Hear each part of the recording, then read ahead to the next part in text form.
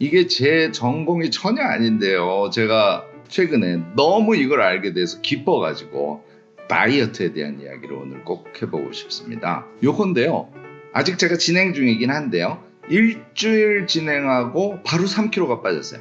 너무너무 기쁜 이유는 제가 제 나름대로 원리적으로 생각해서 이렇게 하면 되겠다라고 생각을 했더니 바로 적중을 한 거예요. 영어로는요, paradoxical intention이에요. 그러니까 역설 의도라는 거예요. 우리가 몸무게를 빼야겠다, 밥을 적게 먹어야지, 운동해야지. 어찌 보면 이런 우리의 생각이 다이어트를 실패하게 하는 요인이었다는 걸 제가 발견을 한 거예요. 그래서 여러분들께 오늘 제안하고 싶은 것은 역설 의도에 의거한 다이어트의 구체적인 방법입니다. 이 영상 끝까지 보시고요. 유용한 팁 받아가시면 좋겠습니다.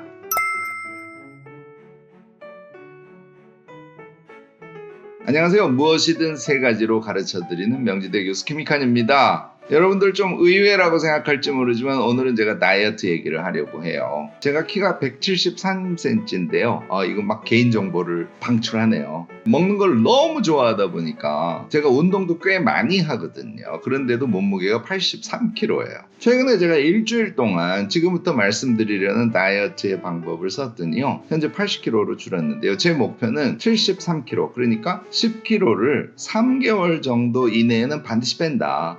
이런 생각을 하고 있습니다. 반드시라는 말은 좀 어울리진 않습니다. 그러니까 제가 지금부터 말씀드리려고 하는 것은 다이어트를 해야지 하는 노력의 방법이 아니에요. 그 다이어트라는 단어를 잊어버리는, 그리고 맛있게 먹고 또 막 너무 애써서 살 빼려고 땀 빼고 운동하고 이런 거 안 하는 아주 자연스러운 그런 다이어트 방법을 여러분들과 공유하려고 합니다. 제 생각의 출발은요, 왜 내가 자꾸 다이어트에 실패했을까를 한번 되짚어 봤어요. 그랬더니 제일 핵심적인 건 식탐에 있어요. 제가 식탐이 되게 많아요.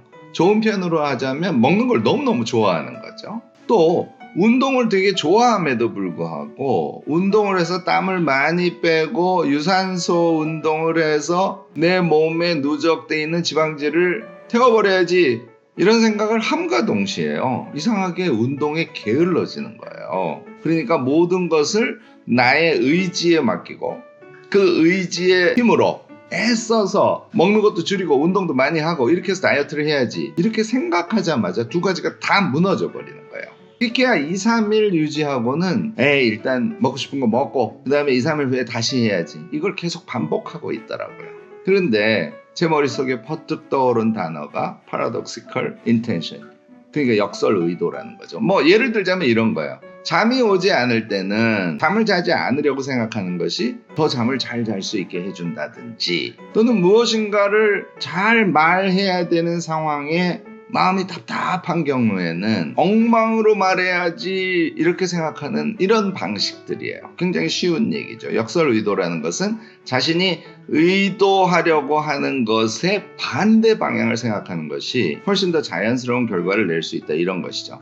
사실 이 paradoxical intention이라는 개념의 배후에는 자신에 대한 믿음이 있습니다. 우리가 우리 자신이라고 얘기하는 것은 의지, 이성적인 판단 이런 것만 있는 것이 아니라요, 몸이 있고요. 그 몸 속에서 우러나는 무엇인가의 기운이랄까, 자연적인 힘이랄까, 이런 것들이 존재하는 거예요. 그래서 무엇인가를 하려고 할 때 이성적으로 판단해서 계획을 쫙 세워서 그 계획을 완수하려는 어떤 의식적인 노력 또는 의지, 이것이 아닌 다른 방법을 취하는 것이 자신의 실패를 반복했다면 훨씬 더 효과적이고 성공 가능성이 높은 방법일 수도 있다, 이렇게 저는 생각을 한 겁니다. 자, 역설 의도로 얘기하자면 다이어트를 하고 싶을 때요, 뭐라고 얘기해야 될까요? 다이어트를 하지 맙시다, 다이어트를 하지 마세요, 나는 다이어트 하지 않아 라고 스스로에게 선언하는 게 엄청 중요하죠. 그래야 파라독스를 경험할 수 있으니까. 그러다가요, 제가 우연히 요거 2017년에 나온 책인데요, 나는 질병 없이 살기로 했다라는 하비 다이아몬드라는 사람의 책을 접하게 됐어요. 당연히 이 책은 다이어트에 대한 책이 아닙니다. 우리의 건강과 먹는 것의 관계에 대해서 쓰고 있는 책인데요, 본인 스스로가 경험한 정말 질병, 이 종합병원이었던 하비 다이아몬드가 스스로의 몸을 먹는 것을 통해서 어떻게 치유했는지에 대한 아주 생생한 경험담이 들어있고요. 이 책 안에는 음식에 대한 철학 같은 것이 여러 곳에 잘 스며들어 있답니다. 그러니까 여러분들이 뭐 살을 뺀다든지 몸의 건강을 위해서라든지 이렇게만 생각하지 않으셔도 꼭 한번 읽어보실 만한 책이에요. 이 책의 뒷부분에 보면 음식물에 대한 그의 철학과 특히 곡물과 채소와 과일을 섭취하는 것이 얼마나 중요한지에 대해서 너무너무 생생하게 나와 있어요. 우리가 예를 들자면 다이어트를 하기 위해서 칼로리가 높으면 안 되니까 닭가슴살이라든지 단백질을 섭취해야 된다는 생각 때문에 그런 것들을 먹곤 하지 않습니까? 하비 다이아몬드는 완전히 반대의 주장을 하고 있습니다. 그러니까 육고기는 물론이고요. 생선도 먹지 않는 것이 우리의 몸을 가볍게 해주고요. 우리가 훨씬 더 자연에 가까운 그런 몸 상태로 살 수 있는 지름길임을 아주 정확하게 이야기해주고 있어요.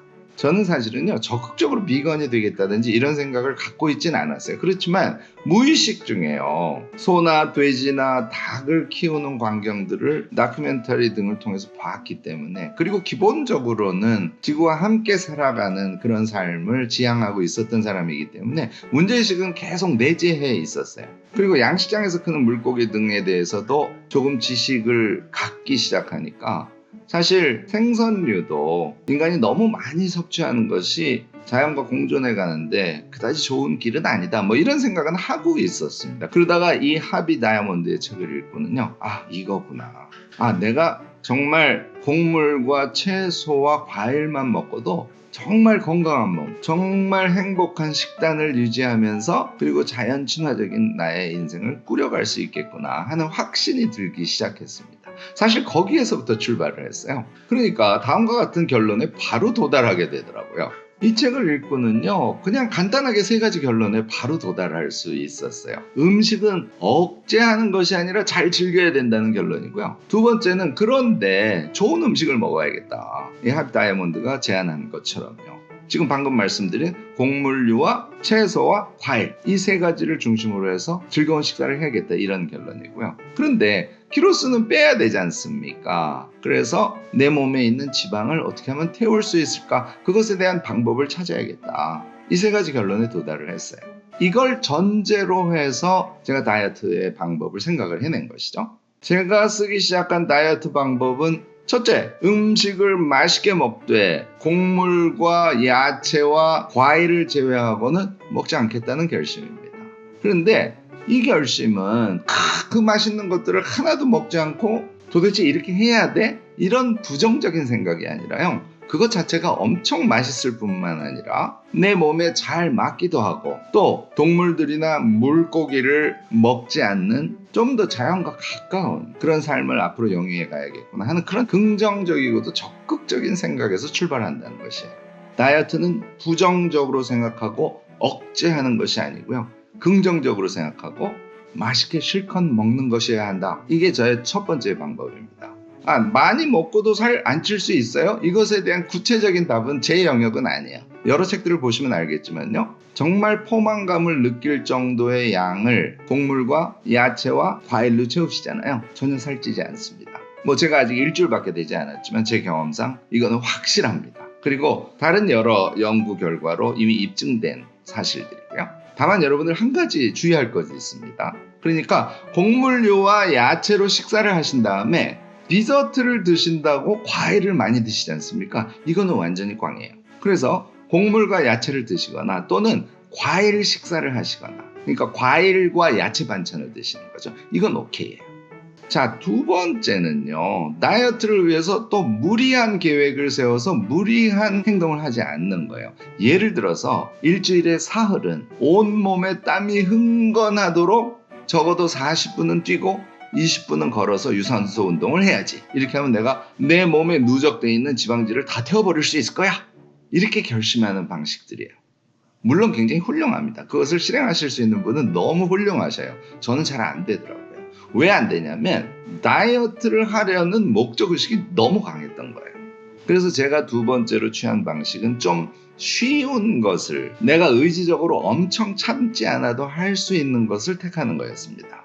그래서 저는요, 제가 즐거워서 평상시에 하는 운동을 제외하고는 제가 다이어트를 하는 3개월 동안은 몸무게를 줄이기 위한 특별한 운동은 하지 않기로 결심을 한 거예요. 그 대신 좀 일찍 자기로 했어요. 조금 일찍 자고 나니까 아침에 일어나서 훨씬 몸의 상태가 좋은 거예요. 그러니까 하루 종일 몸이 밝은 상태가 되는 거죠. 이 상태가 되면요, 여러분들도 경험하셨겠지만 당연히 무엇인가를 실행하는 그 실행 능력이 확 높아져요. 그러니까 첫 번째 제가 말씀드린 우리 몸에 좋은 음식을 적극적인 마음으로 맛있게 먹는 것, 이런 것을 실행하는 힘도 훨씬 더 좋아지는 거예요. 그러니까 점심을 먹거나 저녁을 먹거나 할 때도요, 다른 생각이 거의 들지 않습니다. 제가 하는 채식 중심의 식사 그 자체에 집중하고요, 각각의 재료들이 갖고 있는 그 감미, 향기들, 이런 것들을 적극적으로 느낄 수 있게 되더라는 것이죠. 저는 그래서 이 다이어트를 하는 시간 중에는 여러분들이 잠을 푹 주무시는 것이 엄청 중요하다고 생각해요. 어떤 분은요, 잠을 많이 자면 살이 더 많이 찌는 거 아니에요? 이렇게 얘기하시는 분들이 계시더라고요. 제가 이 부분도 확인했는데요, 전혀 그렇지 않습니다. 다만 조건이 있어요.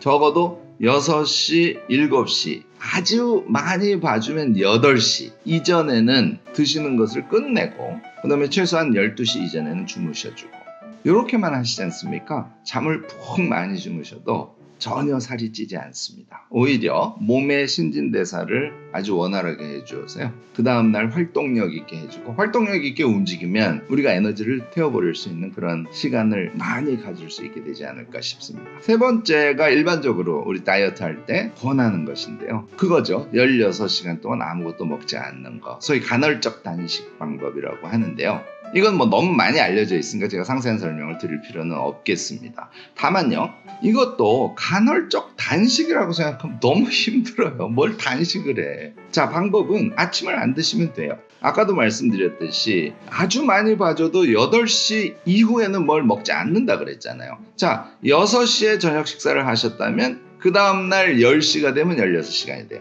8시까지 뭘 먹었다면 그 다음날 12시가 되면 16시간이 되는 거예요. 그러니까 그 시간이면 몸에서 그 전에 먹은 것을 다 소화시키고, 그 다음에는 지방질을 써서 우리가 어떤 활동을 하게 되는 거거든요. 그러니까 그 16시간을 확보한다는 것은 지방질을 태우는 그런 시간을 확보하는 거지 않습니까? 아침을 안 드시면 보통 우리가 12시나 12시 넘어서 점심 식사를 하니까 16시간을 확보하는 것은 사실 그다지 어렵지 않습니다. 제가 처음에는 조금 걱정을 했어요. 저는 아침을 계속 먹었었거든요. 그러니까 아침을 안 먹는 것이 굉장히 정신적으로 육체적으로 부담이 되지 않을까 이렇게 생각했는데 전혀 부담이 되지 않더라고요. 오히려 아침의 시간이 충분하니까 약간의 계획을 세운다든지, 제가 잘하는 오늘 하루에 나의 약속 같은 것들을 잘 정해서 오히려 생활에 더 활기를 찾을 수 있게 됐다고나 할까요? 여하튼 아침 안 먹는 거, 그러니까 16시간 동안 공복의 상태로 몸을 유지하는 것은 그다지 어렵지 않았습니다. 요게 세 번째예요. 이 세 가지를 유지하시지 않습니까? 저는요, 2-3달 만에 몸을 좀 많이 움직이시는 분들은 10kg, 몸을 좀 덜 움직이시는 분들은 5kg 이상 반드시 뺄 수 있다고 생각합니다. 다시 얘기하지만 이렇게 키로수를 빼려고 결심을 해서 제가 지금 말씀드린 방법을 실행해서는 안 돼요. 그러니까 난 다이어트 하지 않을 거야. 하지만 음식의 식단을 바꿔서 내 몸을 건강하게 만들고, 좀 일찍 자고, 그리고 아침 식사를 하지 않는 대신 활기찬 하루를 나는 시작할 거야. 이런 모두 무엇인가를 억제하고 결심하는 마음이 아니라 긍정적이고 밝은 마음으로 실질적으로는 다이어트를 실행해 보시라는 거죠. 자, 그러면 하루의 스토리는 이렇게 진행이 되는 거예요. 아침에 10시 혹은 12시까지는 아무것도 먹지 않는 것이죠. 다시 말해서 아침을 굶고요. 자, 점심때가 됐어요. 곡물은 무조건 현미입니다.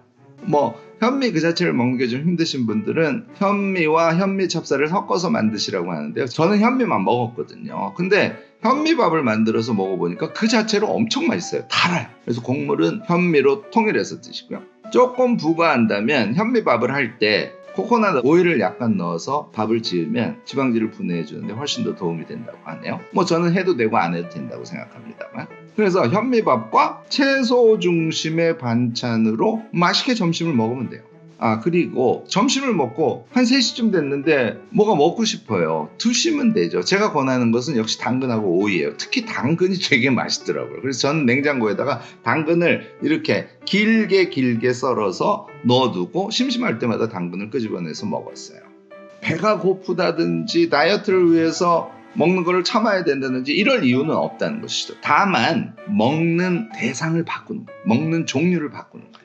저녁은요, 그냥 현미밥을 먹을 때도 있었고요. 저는 과일밥을 많이 먹었어요. 이 과일밥이라는 건 제가 만든 용어입니다만, 그러니까 현미밥 대신 과일을 먹는 거예요. 꽤 많이 먹습니다. 예를 들어서 바나나 1개 다, 그 다음에 사과 반 쪽도 좋고 한 쪽도 좋고요. 토마토 1개, 참외가 있으면 참외도 조금. 이러면 양이 어떨 것 같아요? 이렇게 큰 접시에 한가득이에요. 그거를 밥 대신 먹는 겁니다. 그런데요, 재밌는 것은 이건 물론 사람의 취향에 따라서 다릅니다만 저는 나물 반찬이나 김치하고 이 과일밥하고 잘 어울리더라고요. 그래서 저는 반찬을 차려놓고 과일을 밥 삼아서 저녁을 자주 먹었어요. 여러분들도 한번 해보시면 나름대로 풍성하고 맛있는 저녁 식사를 즐기실 수 있지 않을까 싶습니다. 다음 저녁을 드신 다음에는 아무것도 드시지 않는 거예요. 그리고 16시간 동안 잘 주무시고 그 다음에 잘 활동하시고 해서 몸속에 남아있는 지방질을 태우는 거. 이거를 매일 반복하는 겁니다. 제가 지금 말씀드린 대로요. 다이어트는 역설의도로 시도하시는 것이 최고입니다. 나는 다이어트 하지 않을 거야. 나는 음식을 포만감 있게 맛있게 즐기면서 먹을 거야. 이렇게 반대로 생각하시고요. 다이어트를 위해서 어려운 운동 절대로 하지 않을 거야. 나는 나의 편안한 몸을 만들어줄 것이야. 이렇게 생각을 바꿔주는 것이 엄청 중요할 것 같아요. 그렇게 생각을 바꿔주면 긍정적인 마인드가 될 것이고, 앞서 말씀드린 곡물류와 채소와 과일을 중심으로 하는 식단의 변경, 그리고 그것을 즐기는 것도 비교적 실행이 쉬워지지 않을까 싶어요. 제가 일주일에 3kg 뺐으니까 여러분들도 당연히 가능합니다. 제가요 2개월이나 3개월 후에 얼굴이 홀쭉 길어지고요. 지금 튀어나온 이 뱃살이 쑥 들어간 상태에서 여러분들 다시 뵐 생각이에요. 제가 시도하듯이 여러분들도 적극적으로 시도해 보시기 바랍니다. 여러분들도 다이어트에 대해서는 여러 의견 갖고 계시죠? 댓글로 적극적으로 지혜 나눔해 주시고요. 저의 오늘 다이어트에 대한 역설의도의 제안이 유익하셨다면 좋아요, 구독, 알림 설정까지 부탁드리겠습니다.